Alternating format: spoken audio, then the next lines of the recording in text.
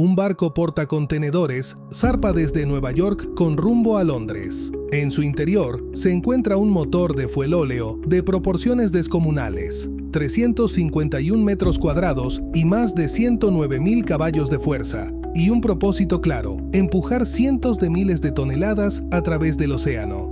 Para ponerlo en perspectiva, un auto de Fórmula 1 ronda los 1000 caballos de fuerza, y aún así, con tantos caballos de fuerza, que este coloso de los mares tarde casi una semana en llegar a su destino parece absurdo, ¿no? Con semejante potencia, cualquiera pensaría que volaría sobre el agua, pero este apenas supera los 25 nudos, lo que equivale a unos 46 kilómetros por hora, y lo más curioso es que podría hacerlo en la mitad del tiempo si lo quisiera.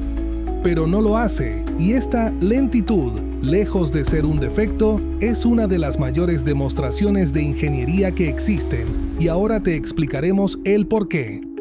Bien, vamos a poner un poco de contexto, y para ello hablemos del EMA Maersk. Cuando se lanzó en 2006, era el portacontenedores más grande jamás construido, con una capacidad para 11.000 contenedores y un motor que entregaba 109.000 caballos de fuerza. Con semejante arsenal de potencia, uno esperaría ver al EMA Maersk yendo a toda velocidad por el océano, pero la realidad es que una bicicleta eléctrica probablemente vaya más rápido, a pesar de que su motor no es solamente grande, sino un organismo mecánico vivo con 14 cilindros, cada uno del tamaño de una habitación, y un consumo de casi 7.000 litros de combustible por hora, y que para encenderlo se necesita de una operación sincronizada, incluyendo un motor auxiliar. Todo esto lo hace, literalmente, una central eléctrica flotante. Pero, sabiendo esto, ¿por qué es tan horriblemente lento? Bueno, la clave para entender la lentitud del barco no es la potencia total de su motor, sino cuánta de esa potencia le toca mover a cada pedazo de la nave.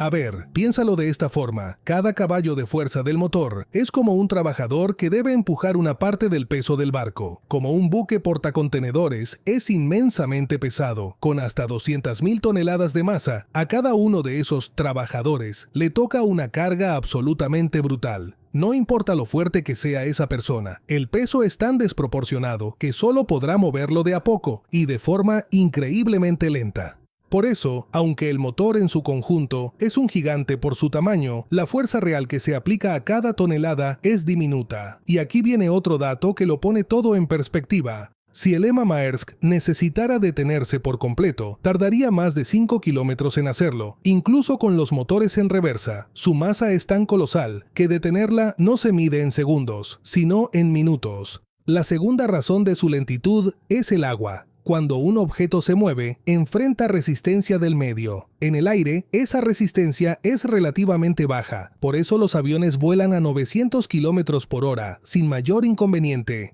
En tierra pasa lo mismo. La fricción del aire sobre la carrocería y de las ruedas con el asfalto es manejable, por eso tu auto alcanza fácilmente los 120 km por hora en la autopista. Pero en el agua, la cosa cambia. Esta es 800 veces más densa que el aire. Moverte a través de ella es como intentar correr dentro del agua. ¿Lo ves ahora? No importa cuánta fuerza hagas, cada paso siempre será lento y cada vez te exigirá más energía. Ahora que comprendes esto, aquí entra en juego algo llamado ecuación de arrastre o drag, que en palabras simples, esta ecuación nos dice que la resistencia aumenta con el tamaño frontal del objeto y con el cuadrado de su velocidad. Es decir, si duplicas la velocidad, la resistencia se cuadruplica; si la triplicas, se multiplica por 9. Esto sin duda, si lo escalamos a grandes números, el crecimiento es brutal. Así que, aunque un barco tenga un motor gigantesco, llega un punto en el que más empuje ya no sirve, pues a medida que aceleran, el agua empuja cada vez más fuerte en sentido contrario.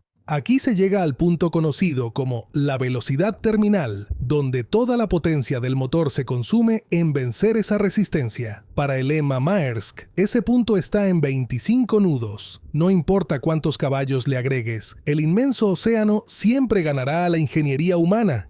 ¿Y si te dijera que antes íbamos más rápido?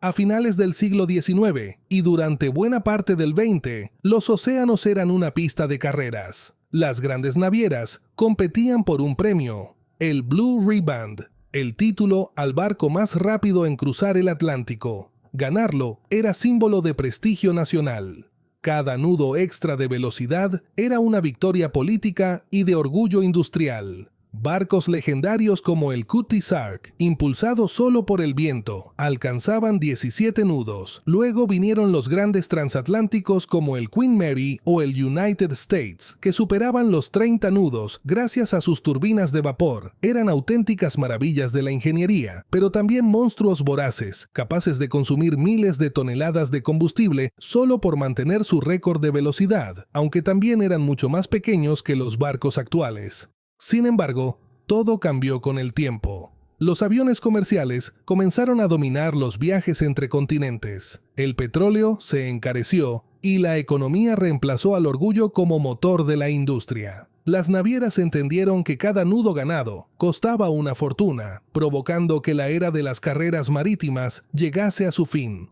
Y entonces, ¿qué pasó después? Llegamos a 2008, año de la gran crisis financiera global. La demanda de transporte cayó en picada y las compañías marítimas tuvieron que repensarlo todo. Entre cálculos y pérdidas, alguien lanzó una idea casi absurda. ¿Y si simplemente vamos más despacio? Esta idea, que a comienzos era contraintuitiva, dio paso al llamado slow steaming, una práctica que consiste en reducir la velocidad de crucero de los buques de 20 o 25 nudos a 12 o 19 nudos, e incluso algunos fueron más extremos y adoptaron el super slow steaming, manteniendo los 12 nudos fijos. ¿Te acuerdas lo de la ecuación de arrastre? Bueno, resulta que el consumo de combustible no crece de forma lineal con la velocidad, sino de manera exponencial. Un buque como el Emma Maersk puede llegar a quemar hasta 380 toneladas de fuelóleo al día. Ir solo un poco más rápido no cuesta un poco más, cuesta una fortuna. Y si multiplicamos eso por una flota de 600 barcos, hablamos de cientos de millones de dólares. Es por eso que las navieras se dieron cuenta de que era mucho más rentable bajar la velocidad, ahorrar millones en combustible y, de paso, reducir hasta un 30% las emisiones de dióxido de carbono.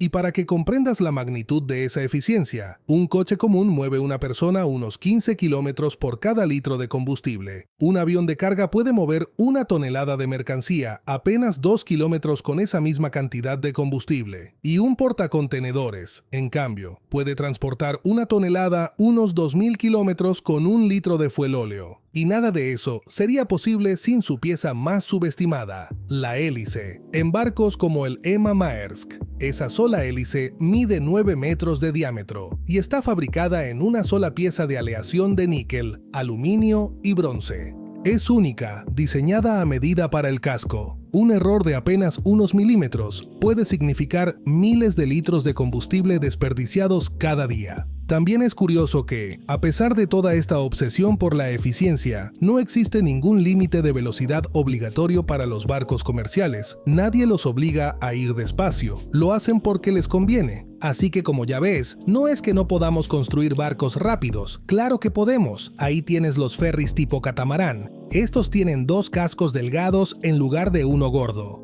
Menor sección transversal implica menos resistencia, lo cual nos da mayor velocidad. Por otro lado, tienes las lanchas deportivas. Estas usan una técnica llamada planeo. A cierta velocidad, el flujo del agua levanta el casco, sacándolo casi completamente del agua. Menos drag implica más velocidad.